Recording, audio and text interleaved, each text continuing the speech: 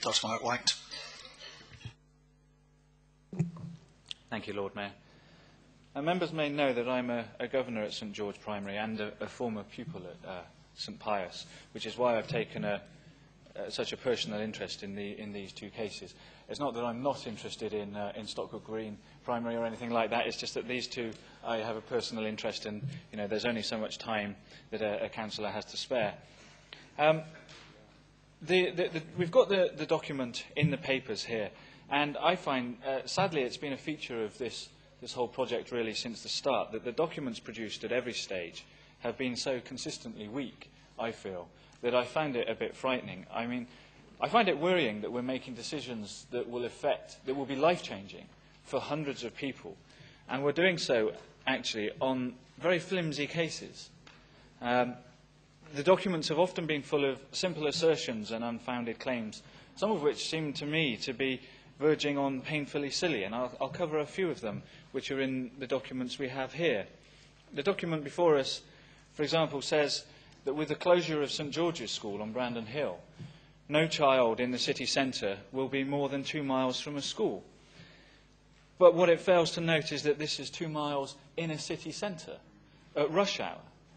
That's not the same as 2 miles out in suburban areas where the roads are not consistently clogged and where, to be perfectly honest, people wanting to take their kids across the city centre during rush hour on the way to school, I don't find it a pleasant journey. You know, I mean, I run the gauntlet of cars, and I wouldn't expect that to be the kind of thing that young children are having to put up with.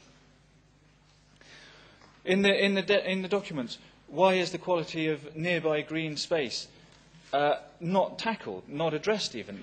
In the case of St George's, this is Brandon Hill. This is a magnificent resource that this school has on its doorstep. It's featured nowhere in the documents, and yet open space for use for all the things that schools use them for is a key thing, especially in city centre schools.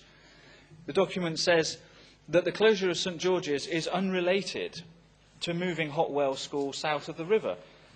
And I've no doubt that people might want it to be unrelated, but where are the children from Clifton Wood going to go to school when Hotwells moves south of the river, which it will have to if it's to be expanded? The document says that the development in Harbourside has no discernible effect on the role at St George's. I mean, I hate to be the bearer of blatantly obvious news, but that's because the social rented units on Harbourside have not been occupied yet. And we expect them to be the main source of children. But as Councillor Campion-Smith noted, and others in fact, the fact that young professionals on the Harbourside are probably not going to be moving anytime soon means that they may well be having children in areas where normally we wouldn't expect children. The primary review said that the buildings at St George were too old and unsuitable for modern teaching.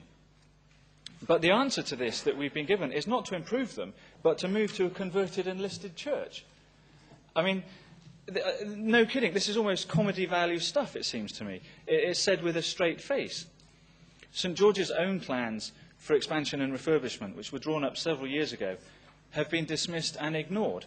And they may well solve the problems which the primary review is attempting to address.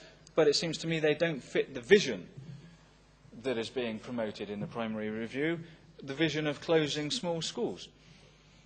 In the case of St Pius, it is proposed to expand Christ the King School to take the extra pupils. Now, St Pius is a rarity these days. It's a school with a huge green playing field. I remember it very well. You've got scope for several football pitches and a cricket pitch as well, all at the same time. And the government has had made big talk recently of the need to preserve school playing fields. But at Christ the King, on the other hand, there's too little space already for the pupils that are there. And the plan is to expand what's currently there and therefore eat up even more of the little space that they have. The Catholic diocese is not supportive of the closure of St Pius. They say that the school is vital to their ministry in southwest Bristol. They have a stated mission to provide for education in deprived areas, which Hartcliffe and Withywood very clearly are. Closing St Pius effectively terminates their involvement in southwest Bristol, because we can't seriously expect children to be taken nearly 3 miles across South Bristol and across serious dual carriageways. Everybody accepts that surplus places are a problem that must be addressed, Closing St George's, of course, doesn't affect surplus places because the proposal is to replace them elsewhere.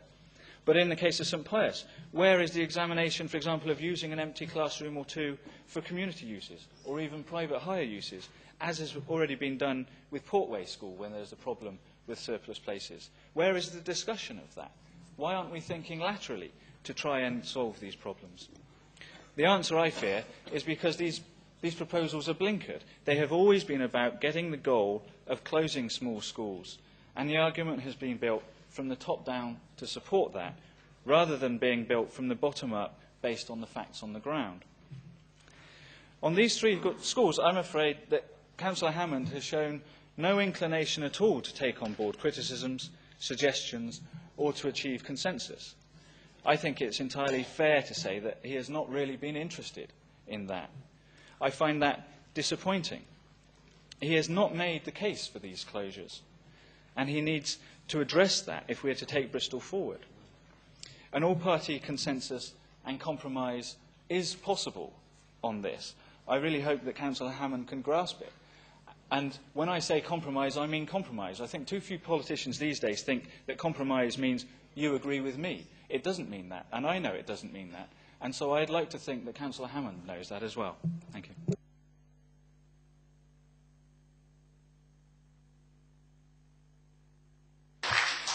Thank you, Mark. Jay Jathwa. Thank you, Mark.